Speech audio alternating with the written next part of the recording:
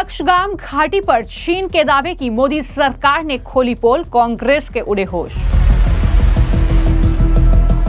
भारतीय विदेश मंत्रालय का मुंहतोड़ जवाब, सक्सगाम घाटी भारतीय क्षेत्र है।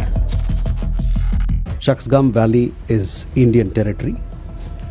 We have never recognized the so-called China-Pakistan boundary agreement that happened in 1963. We have consistently maintained that the agreement is illegal and invalid. We do not recognize the so-called China-Pakistan economic corridor either. भारतीय army chief बोले 1963 का चीन पाकिस्तान का समझौता गैर कानूनी। Shaksgam Valley is concerned, India considers 1963 agreement between Pakistan and China as illegal. Congress ने चीन के फर्जी दावे को लेकर मोदी सरकार पर साधा था निशाना। भारत और चीन के बीच एक बार फिर विवाद शुरू हो गया है। इस बार मुद्दा है सक्सगाम घाटी का, जिसे लेकर चीन ने यह दावा किया है कि सक्सगाम घाटी चीन का इलाका है। यहां बुनियादी ढांचा बनाना गलत नहीं है, यह दावा चीन की तरफ से किया गया। लेकिन इस मामले को लेकर अब भारत ने चीन को मुंहतोड़ जवाब दिया है।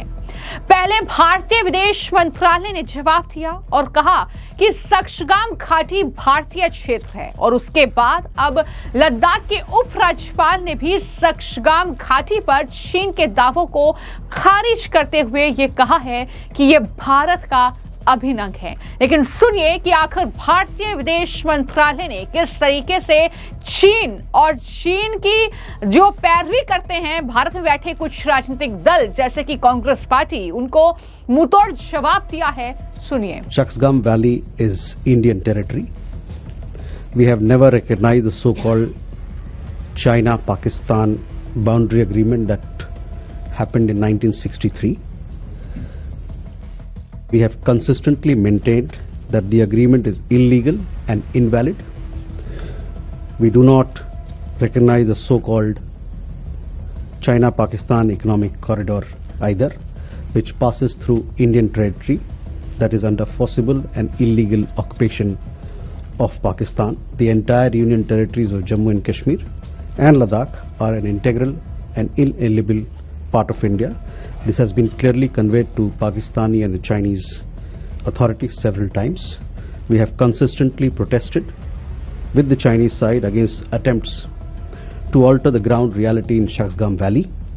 We further reserve the right to take necessary measures to safeguard our interests. On the second question on military exercises, India closely follows developments across the Indo-Pacific region. We have an abiding interest in peace and stability in the region in view of our significant trade, economic, people-to-people and maritime interests. We urge all concerned parties to exercise restraint, eschew unilateral actions and resolve all issues through peaceful means without threat or use of force. तो जिस Congress party के post का हम जिक्र कर रहे थे कि वो चीन के इस दावे को नकारने के बजाय सरकार पर हमलावर नजर आ रहे हैं, कांग्रेस ने चीन ने ये दावा कर दिया कि सक्सगाम जो घाटी है वो उनका इलाका है, वो उनका क्षेत्र है, और इसको लेकर कांग्रेस ने पोस्ट करने में देर नहीं लगाई। कांग्रेस ट्वीट करती है और लिखती है कि मोदी सरकार की विदेश नीति वेंटिलेटर पर पड़ी है। अब चीन ने जम्मू कश्मीर की सक्सगाम घाटी को अपना बताया है। चीन के विदेश मंत्रालय की प्रवक्ता माओ निंग ने कहा कि सक्सगाम घाटी चीन का इलाका है, यहां बुनियादी ढांचा बनाना गलत नहीं है। मोदी जी, लाल आंख का क्या हुआ?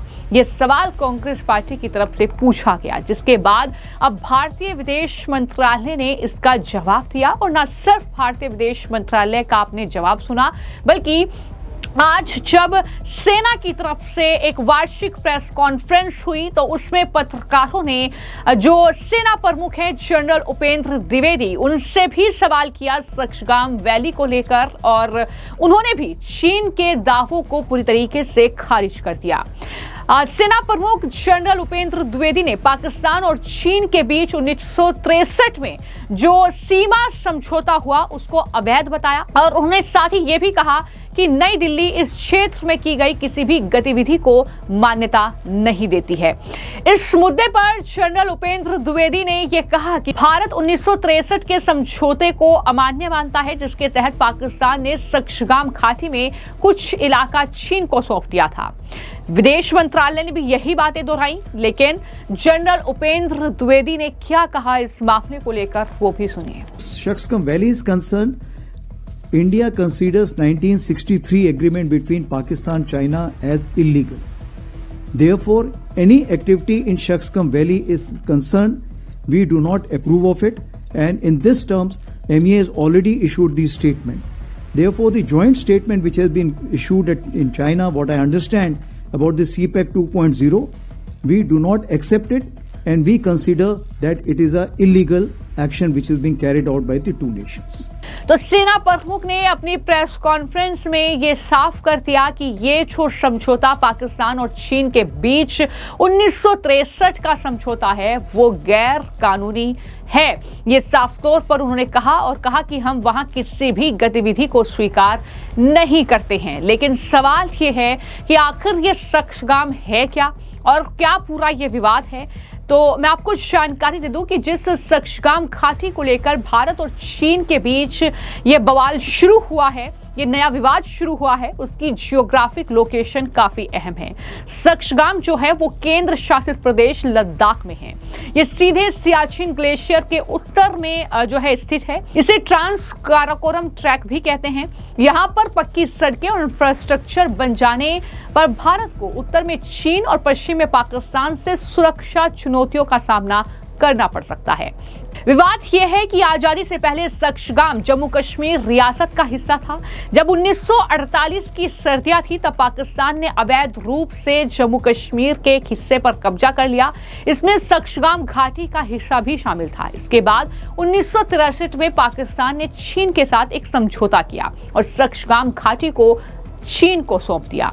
अब दोनों देशों के बीच विवाद यह है कि चीन अब यह दावा कर रहा है कि 63 साल पहले हुए समझौते के तहत सक्शगाम उसका हिस्सा है। उस क्षेत्र में हो रहे सभी निर्माण वैध है, जबकि भारत ने इस समझौते को ही खारिज कर दिया है। विदेश मंत्रालय के प्रवक्ता रणधीर जायसवाल को आपने सुना, उन्होंने साफ तौर पर कहा कि जम्मू कश्मीर और लद्दाख भारत के अभिन्न अंग है।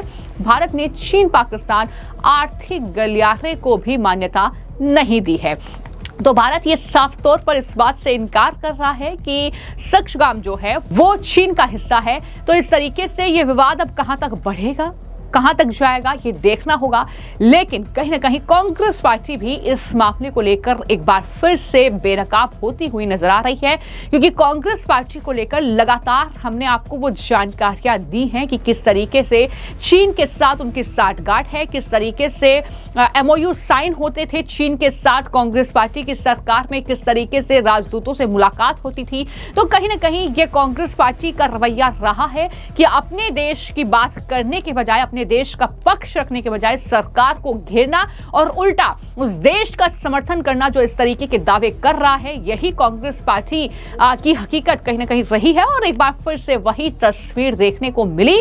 लेकिन भारतीय सेना प्रमुख जनरल उपेंद्र द्विवेदी से लेकर और जो है विदेश मंत्रालय की तरफ से कुछ इस तरीके का जवाब देते हुए चीन को चारों खाने चित करने का काम जो है भारत की तरफ से किया गया है। फिलहाल आपकी इस मामले को लेकर क्या राय है, हमें कमेंट बॉक्स में जरूर लिखें। धन्यवाद।